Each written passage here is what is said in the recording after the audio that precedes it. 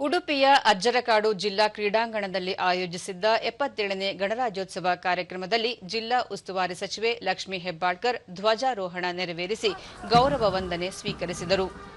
ಈ ವೇಳೆ ಜಿಲ್ಲೆಯ ಪೊಲೀಸರು, ಕರಾವಳಿ ಕಾವಲು ಪಡೆ, ವಿವಿಧ ಇಲಾಖೆಯ ಅಧಿಕಾರಿಗಳು ಸೇರಿದಂತೆ ಶಾಲಾ ಕಾಲೇಜಿನ ಎನ್ಸಿಸಿ ವಿದ್ಯಾರ್ಥಿಗಳು ಪಥಸಂಚಲನದಲ್ಲಿ ಪಾಲ್ಗೊಂಡಿದ್ದರು. ಇದೇ ಸಂದರ್ಭದಲ್ಲಿ ಜಿಲ್ಲೆಯ ವಿವಿಧ ತಾಲೂಕಿನ ಕೃಷಿ ಸಾಧಕರನ್ನು ಗೌರವಿಸಲಾಯಿತು.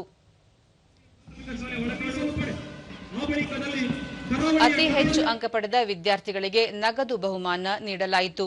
ಈ ವೇಳೆ ಶಾಸಕ ಯಶ್ಪಾಲ್ ಸುವರ್ಣ, ಜಿಲ್ಲಾಧಿಕಾರಿ ಟಿಕೆ ಸ್ವರೂಪ್, ಅಪರ ಜಿಲ್ಲಾಧಿಕಾರಿ ಅಬೀಬ್ ಗದ್ಯಾಳ್, ಪೊಲೀಸ್ ವರಿಷ್ಠಾಧಿಕಾರಿ ಹರಿರಾಮ್ ಶಂಕರ್ ಸೇರಿದಂತೆ ಹಲವರು ಉಪಸ್ಥಿತರಿದ್ದರು. ಮುಖ್ಯವಾಗಿ ಕೃಷಿ ಬೆಳೆಗಳು ಅಭಿನಂದನೆಗಳನ್ನು ಸಲ್ಲಿಸಿಕೊಳ್ಳುತ್ತಿದ್ದೇವೆ.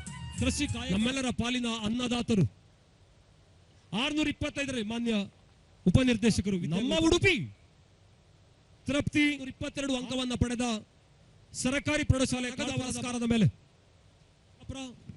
ತೃಪ್ತಿ ಸರ್ಕಾರಿ ಬಾಲಕಿಯರ ಪ್ರೌಢಶಾಲೆ.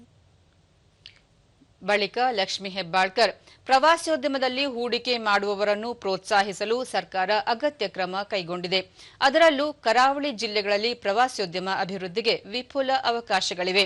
ಜಿಲ್ಲೆಯಲ್ಲಿ 98 ಕಿಲೋಮೀಟರ್ ಕರಾವಳಿ ಪ್ರದೇಶವಿದ್ದರೂ ಸೂಕ್ತ ರೀತಿಯಲ್ಲಿ ಬಳಸಿಕೊಳ್ಳುತ್ತಿಲ್ಲ. ಈ ಹಿನ್ನೆಲೆಯಲ್ಲಿ ಸರ್ಕಾರ ಪ್ರವಾಸೋದ್ಯಮ ಅಭಿವೃದ್ಧಿಗೆ ಆಸಕ್ತಿ ವಹಿಸಿದೆ.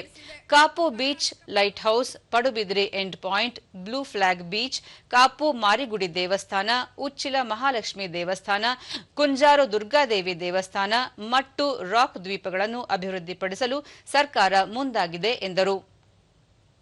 ಶ್ರೀ ದುರ್ಗಾದೇವಿ ದೇವಸ್ಥಾನ, ಮಟ್ಟು ರಾಕ್ ದ್ವೀಪಗಳನ್ನು ಪ್ರವಾಸಿ ತಾಣಗಳನ್ನಾಗಿ ಅಭಿವೃದ್ಧಿಗೊಳಿಸಲು ನಮ್ಮ ಸರ್ಕಾರ ಗುರುತಿಸಿದೆ.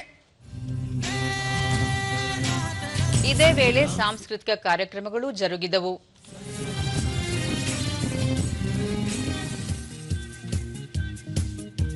Just